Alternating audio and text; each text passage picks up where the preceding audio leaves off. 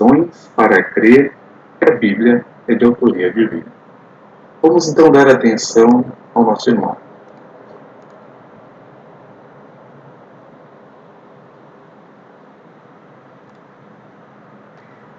Você já ouviu falar de Romeu e Julieta?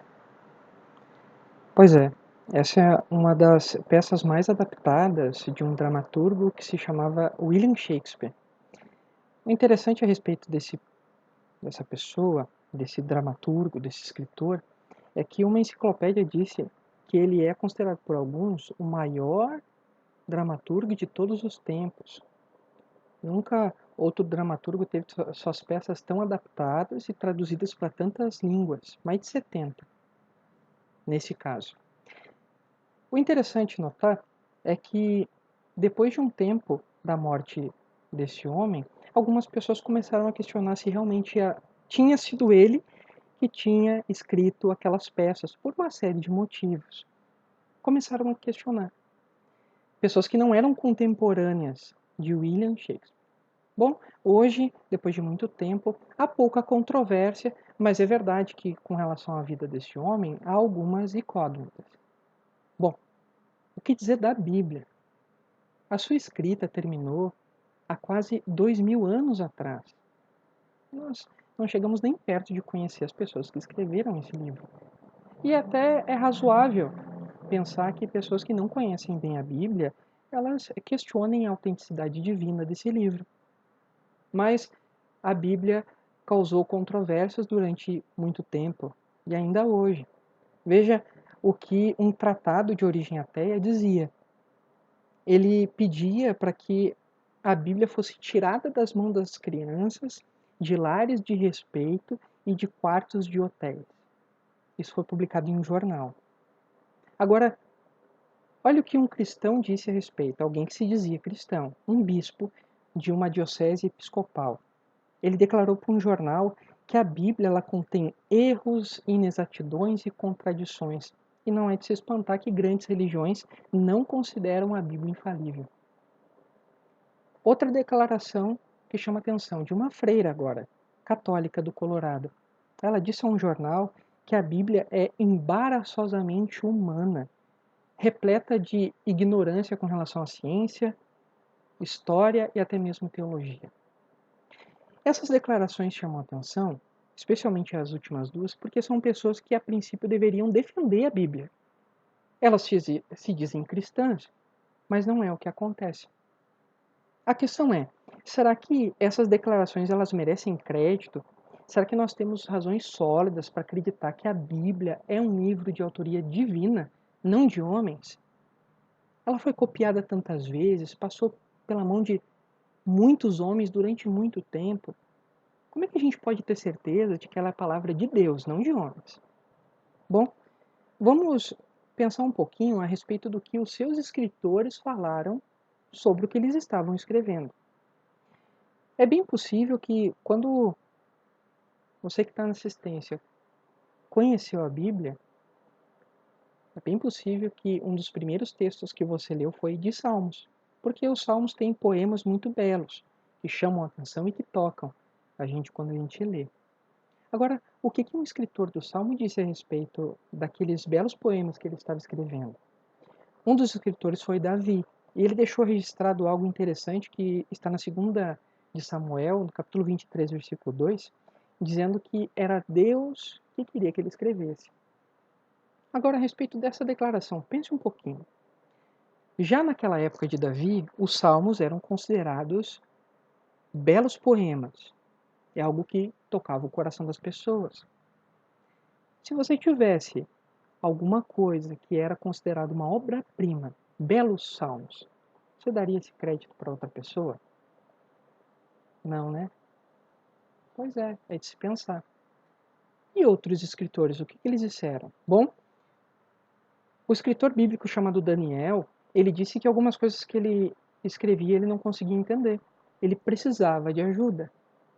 Um outro escritor bíblico, Pedro, ele disse na sua segunda carta, lá no capítulo 1, versículos 20 e 21, que todas as profecias elas foram inspiradas por Deus, não pela vontade de homens. Também O apóstolo Paulo, um outro escritor bíblico, ele disse que toda escritura é inspirada por Deus. Bom, nós podemos citar também que os cristãos do passado e o próprio Jesus Cristo, eles consideravam a Bíblia fiel, inspirada por Deus, a palavra divina. É algo que chama atenção, não é verdade? Os escritores falaram que ela é a palavra de Deus. Os primeiros cristãos acreditavam na Bíblia como a palavra de Deus. E o próprio Jesus Cristo testificou, confirmou que aquela era a palavra de seu Pai. Bom, talvez você concorde que só a declaração deles não é prova suficiente de que a Bíblia é a palavra de Deus. O conteúdo da Bíblia é que deveria provar que ela é de autoria divina, concorda? Bom, então vamos fazer essa análise em 3 etapas. Vamos analisar brevemente a Bíblia. Primeiro, com relação às suas profecias. Como é que as profecias bíblicas, elas confirmam que ela é de origem divina? Depois, vamos falar um pouco de alguns princípios bíblicos. Como é que eles provam que a Bíblia é a palavra de Deus? E por fim, como é que os frutos de quem coloca esses princípios em prática provam que a Bíblia ela não é meramente um livro humano? Inclusive, uma breve análise das testemunhas de Jeová, de mim e você, de nós. Como é que nós podemos provar como povo que a Bíblia é a palavra de Deus? Bom, profecias. Profecia nada mais é do que a declaração de profetas. Mas qual é que é a diferença entre profecia humana e uma profecia bíblica? O irmão vai colocar na tela uma imagem e nós vamos ter um exemplo bem claro dessa diferença. Quem nunca passou por uma situação parecida com essa? Você olha no aplicativo de temperatura lá e diz que vai ser sol, seco e calor. Na hora de sair, tá frio, tá chovendo e tá úmido. Completamente diferente. Quem de nós? Inclusive, nesse exato momento, a princípio, a previsão do tempo não dizia que ia chover, né? A chuva estava para o início da semana. Obrigado, irmão, pela gravura. Mesmo com pouco tempo de antecedência, os homens, quando eles tentam prever alguma coisa, normalmente isso dá errado. Mas no caso de Deus, não. É completamente diferente. Nós estamos numa situação parecida com o que um irmão chamado Macmillan ele descreveu. Isso ficou registrado numa sentinela de 84. Ele disse o seguinte: vocês estão numa situação bem parecida à de um homem sentado de costas num trem. Ele consegue ver as coisas do lado de fora da janela depois que já passaram. Com relação a profecias, é muito semelhante mesmo. Muitas das profecias elas eram diretas e de fácil entendimento. Outras não. E só depois de um tempo que aquele evento se passou é que foi possível ficar evidente de que era uma profecia bíblica. Nós podemos citar aqui algumas profecias com relação a Cristo. Se nós abrirmos a nossa Bíblia no Salmo de número 22, nós vamos ver ali um salmo profético. E nós já conseguimos perceber isso logo no início dos salmos. Quer ver? Eu vou dizer aqui como é que esse salmo começa. E aí você pensa se essas palavras elas são semelhantes a outro trecho bíblico. Esse salmo começa da seguinte maneira: Deus meu, por que me abandonaste? Conseguiu fazer a relação? Isso mesmo. Jesus disse essas palavras na estaca, pouco antes de morrer. Nesse momento, Jesus ele aplicou essas palavras do Salmo nele mesmo.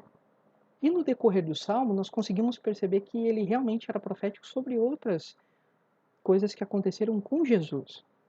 Os versículos 7 e 8 falam que ele seria vituperado na estaca. O versículo 16, que ele seria pregado pelas mãos e pelos pés. E o versículo 18, que lançariam sortes sobre a sua roupa. O interessante a respeito dessas profecias que estão no Salmo 22 é que, como percebemos, elas estavam fora do alcance de Jesus. Ele não poderia controlar isso que iam fazer contra ele. Muito, muito interessante. Somente Deus poderia prever essas coisas. E é hoje certo que nós não podemos afirmar quantas profecias messiânicas existem na Bíblia. porque são várias, e podem haver algumas que a gente ainda não identificou. O ponto é que até o momento, dezenas já foram identificadas. E é interessante o que uma publicação relacionada ao assunto disse: a arqueologia e a história em inglês. Olha o que esse escritor disse: a probabilidade de todas essas profecias se cumprirem em um só homem são tão enormemente remotas que fica impressionantemente demonstrado que, de modo algum, podia ser conjecturas sagazes de meros homens. Ou seja, é impossível que todas as profecias se cumprissem em um homem de forma coincidente. Precisava haver um direcionamento divino para que isso acontecesse. Mas não foi só os salmos que fizeram profecias. Há um escritor bíblico chamado Daniel. Comentamos a respeito dele anteriormente, lembra? Algumas coisas ele nem mesmo entendia. E Daniel fez profecias incríveis.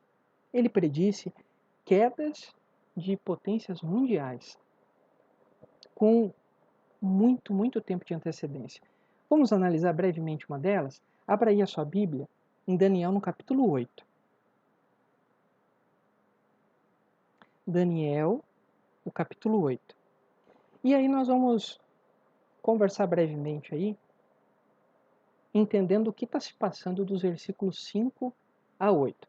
O irmão vai colocar para nós na tela uma imagem, e perceba a imagem enquanto nós entendemos o que se passa nesses versículos. O que o profeta Daniel sonhou? Bom, ele sonhou com dois animais, um bode peludo e um carneiro. O carneiro com 2 chifres, o bode peludo com um chifre grande e forte. O bode peludo ataca o carneiro e esses 2 chifres do carneiro se quebram. Logo depois, o bode ele parece ficar confiante com aquele chifre e aquela vitória, mas aquele chifre grande que ele tinha, ele simplesmente cai e nascem 4 no lugar dele. Obrigado, irmão, pela gravura. Você deve ter pensado a mesma coisa que eu. Que sonho esquisito. O que isso queria dizer? Esses 2 animais? Bom, Daniel ele teve a explicação do que esse sonho significava. E aí no próprio capítulo 8, um pouquinho mais à frente, lá a partir do versículo 20, nós vamos ter a explicação. Acompanhe na sua Bíblia aí a explicação a respeito desse sonho. Daniel, capítulo 8, versículos do 20 ao 22. Diz assim: o carneiro de 2 chifres que você viu representa os reis da Média e da Pérsia. O bode peludo representa o rei da Grécia, e o chifre grande que havia entre os seus olhos representa o primeiro rei. Quanto ao chifre que foi quebrado, de modo que 4 se levantarem em seu lugar, haverá 4 reinos procedentes da nação dele que se levantarão, mas não com o seu poder. De quem essa profecia estava falando? Perceba agora a próxima gravura que o irmão vai colocar na tela, e nós vamos relembrar. Essa profecia está falando do rei da Grécia. Esse rei fazia referência a Alexandre da Macedônia, ou Alexandre o Grande. Ele foi um grande general militar, em pouco tempo ele conquistou um grande território, e depois de conquistar, inclusive a Média Pérsia, quebrar esses 2 chifres simbólicos, ele simplesmente morre. Ou seja, aquele grande chifre ele cai. Com 32 anos, ele é acometido de febre e morre subitamente. Logo depois da sua morte, 4 generais acabam dividindo o seu grande império, mas não com a força que Alexandre tinha. Consegue perceber o quão incrível isso é? Como humanos conseguiriam prever esses detalhes, essa profecia com tanta exatidão? Mas não foi só Daniel, não, que ele predisse, né? Fez predições ou profecias. O escritor bíblico Isaías também fez profecias que chamaram a atenção e se cumpriram muito depois do seu registro. Veja o que Isaías predisse, abrindo sua Bíblia aí, em Isaías, no capítulo 44. E vamos fazer uma análise também sobre essa profecia de Isaías. Isaías, capítulo 44, os versículos são do 26 ao 28. Perceba aí. Isaías 44, 26 ao 28 diz assim: Aquele que faz com que a palavra do seu servo se torne realidade e que cumpre todas as predições dos seus mensageiros. Aquele que diz a respeito de Jerusalém: ela será habitada, e das cidades de Judá, elas serão reconstruídas. E eu vou restaurar suas ruínas. Aquele que diz às águas profundas: evaporem-se, secarei todos os seus rios. Aquele que diz a respeito de Ciro: ele é meu pastor e realizará tudo o que for da minha vontade. Aquele que diz a respeito de Jerusalém: ela será reconstruída. E do templo, seu alicerce será lançado.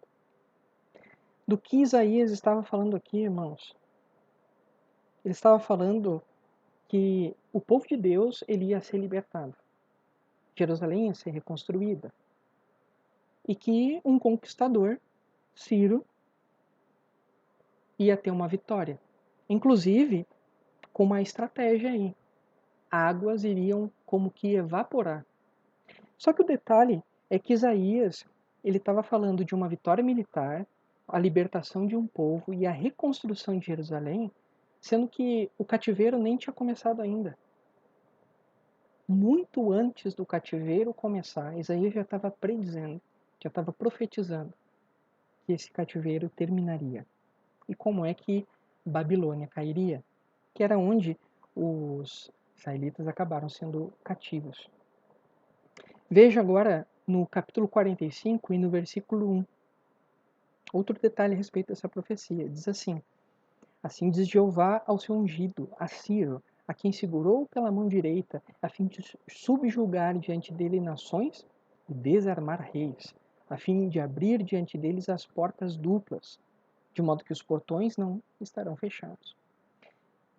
Isaías ele não só disse o que aconteceria, mas ele deu detalhes de como essa vitória militar se daria. E realmente foi o que aconteceu. O irmão vai colocar agora na tela para nós outra imagem, e nós vamos relembrar o que acabamos de ler aqui. Isaías ele predisse que o cativeiro ele terminaria. Como? Um conquistador chamado Ciro iria conquistar a Babilônia. A estratégia que ele iria usar, ele secaria o rio e conseguiria passar pela fortaleza. E ainda existiria uma facilitação. As portas não estariam fechadas, elas estariam como que abertas. Isso não é incrível? É realmente impactante. Somente com a inspiração divina isso seria possível. Mas a respeito de Babilônia, Isaías predisse mais. Haveria sim algo reservado para essa capital poderosa. Volte um pouquinho na sua Bíblia, em Isaías, no capítulo 13, e vamos ver o que Isaías 13, 19 diz a respeito do que aconteceria com Babilônia. Isaías 13, 19 diz o seguinte: E Babilônia, o mais glorioso dos reinos, a beleza e o orgulho dos caldeus, ficará como Sodoma e Gomorra, quando Deus as destruiu. Desolação. Vá um pouquinho para frente no capítulo 14, versículos 22 e 23. E olhe a continuação dessa descrição do que aconteceria com Babilônia. Isaías 14, 22 e 23. Vou me levantar contra eles, diz Jeová dos exércitos, e vou eliminar de Babilônia seu nome, seu restante, seu descendente e sua posteridade, diz Jeová. E vou fazer dela um lugar de porcos espinhos e uma região de pântanos, e vou varrê-la com a vassoura da destruição, diz Jeová dos exércitos. Esse era o destino de Babilônia. Será que isso realmente se cumpriu? Vamos confirmar com a imagem que o irmão vai colocar para nós na tela? Essa é a localização de Babilônia hoje. É assim que ela está. Apesar de certo interesse de transformar a Babilônia em até mesmo um centro turístico, em algo comercial, isso nunca foi à frente, nunca foi possível. Ela continua como o profeta bíblico disse que continuaria, desolada. Consegue perceber aí agora tudo que Isaías conseguiu profetizar? O nome do conquistador, a estratégia que seria usada para a vitória, que os portões inclusive ficariam abertos, que um cativeiro iria terminar e por fim que Babilônia se tornaria deserto, desolada. Realmente é algo incrível, né? Quando percebemos que a Bíblia predisse tudo isso com tanta exatidão. Mas não foi só isso. Será que é? A Bíblia, ela disse que aconteceriam algumas coisas, isso ficou no passado? E para o futuro? Bom, ela disse, a Bíblia, sobre um futuro tempo que ela chamou de últimos dias. E ela deu uma descrição desse tempo. Se nós abrirmos a nossa Bíblia em 2 Timóteo, capítulo 3, dos versículos de 1 a 5, nós vamos ter ali uma descrição das pessoas nesse que a Bíblia chamou de últimos dias. Eles seriam as pessoas nos últimos dias arrogantes, presunçosos, eles não estariam dispostos a acordo, seriam caluniadores, desrespeitariam os pais e uma série de outras características. Mas, mencionando essas, não é verdade que nós conseguimos perceber muitas delas nas pessoas com quem nós convivemos? Olha a próxima imagem que o irmão vai colocar na tela e lembre dessa descrição. Não é verdade que ler a descrição bíblica dos últimos dias, e se nós lembrarmos, inclusive, do que o próprio Jesus Cristo disse, que ficou registrado em Mateus, capítulo 12, ou melhor, 24:12, que o aumento do que é contra a lei, ele caracterizaria os últimos dias. Quando fazemos uma análise, percebemos o quão isso realmente é verdade. De 1914 para cá, o aumento do que é contra a lei, crime, guerras, morte, fome, incríveis doenças, como nós estamos vivenciando hoje, são evidências de profecias bíblicas, de que chegaria o que ela chamou de últimos dias e que nós conseguimos perceber. Fazendo essa breve análise, fica difícil, não é verdade, para quem não acredita na Bíblia, explicar como todas essas profecias se cumpriram. Como poderiam simples homens previsto com tanta exatidão, tantos detalhes diferentes. Agora, será que a Bíblia é isso? É um livro de histórias antigas, de profecias e de forma prática? Bom, esse é o segundo ponto, os princípios da Bíblia. Ele não é só um livro de história, é um livro de profecias. É um livro de princípios práticos. Todos nós conseguimos colocar em prática na nossa vida hoje o que a Bíblia ensina. E nós poderíamos aqui citar vários deles, mas nós vamos focar em duas áreas onde a Bíblia pode nos ajudar. Primeiro, a solucionar e evitar problemas financeiros e depois melhorar a nossa saúde física e mental. Como assim? Bom, podemos citar alguns princípios como o de Provérbios 6, do 6 ao 11, onde incentiva a pessoa a ser alguém trabalhador. Nessa mesma ideia, nós podemos citar Colossenses 3:23 e 2 Tessalonicenses 3:10, onde incentiva as pessoas a ter zelo no seu trabalho. E nós vamos concordar que pessoas que são conhecidas como trabalhadores, eles têm mais facilidade de arranjar emprego e mais dificuldade de perder o seu emprego. Não é? De forma geral, é assim que acontece. A Bíblia, ela dá ênfase a coisas corretas, a valores corretos e ajuda as pessoas que levam ela a sério a dar valor à sua vida no que realmente importa. Por exemplo, a ter valores que são significativos ao invés de possuir coisas. Isso ajuda a pessoa a colocar o princípio de Mateus 6,33, por exemplo, em prática. Colocar o reino em primeiro lugar na vida. E 1 Timóteo 6, do 6 ao 12. Fugir da ganância e do amor ao dinheiro. Esses são exemplos de como a Bíblia ajuda a solucionar e evitar problemas financeiros. Nós também podemos citar o princípio que ajuda na nossa saúde. É verdade que a Bíblia ela não é um livro de medicina. Não. Mas quando ela fala a respeito do assunto, ela está sempre certa. Por exemplo, vamos relembrar um texto de Provérbios. Abra, por favor, aí a sua Bíblia no livro de Provérbios, no capítulo 14, no verso 30. Provérbios 14:30. E olha o que diz aí. Diz assim: O coração calmo é vida para o corpo, mas o ciúme é podridão para os ossos. De que maneira esse texto aqui é um conselho prático para a nossa saúde? É interessante o que uma pesquisa disse a respeito de hostilidade e raiva, ira. Eles podem ter ou dar origem a derrames e ataques cardíacos. Recentemente, ao falar sobre pessoas cardíacas, uma revista médica comparou a ira explosiva a veneno. Consegue perceber as qualidades que a Bíblia exorta a pessoa a ter? Como, por exemplo, Provérbios 16, 31, 32. Não se irá de forma fácil. Romanos 12, do 17 ao 21. Não ser vingativo. Efésios 4, 31. Não guardar ressentimento e raiva. Essas são qualidades que ajudam a pessoa a ter um coração calmo. Consegue perceber? Isso faz bem para a saúde da pessoa de forma literal. Nós podemos citar também os princípios que ajudam a pessoa a deixar de lado coisas que fazem mal para a saúde dela, como, por exemplo, beber demais, comer demais e abuso de drogas. Lucas, capítulo 21 e 2 Coríntios, capítulo 7. Também a elevada moral que a Bíblia ela incentiva a pessoa a ter protege as pessoas até certo ponto, inclusive de doenças sexualmente transmissíveis como a AIDS. Irmãos, os que seguem os conselhos da Bíblia, eles são muito beneficiados. Então, nós conseguimos perceber aí que a Bíblia tem conselhos práticos. Agora, nós temos exemplos de quem colocou isso em prática e viu que funciona. Esse é o terceiro ponto. Os frutos de quem coloca os princípios da Bíblia em prática. Nós podemos começar uma análise dos primeiros cristãos. Abra sua Bíblia aí, por favor, em 1 Coríntios, capítulo 6, os versículos do 9 ao 11.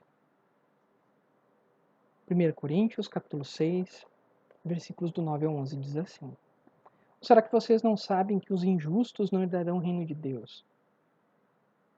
Não se enganem.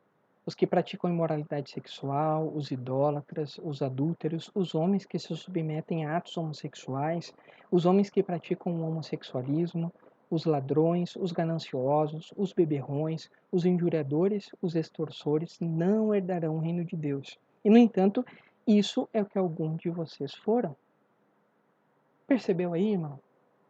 Lá no passado, já havia casos na congregação cristã de irmãos que tinham colocado os princípios bíblicos em prática e viram que funciona.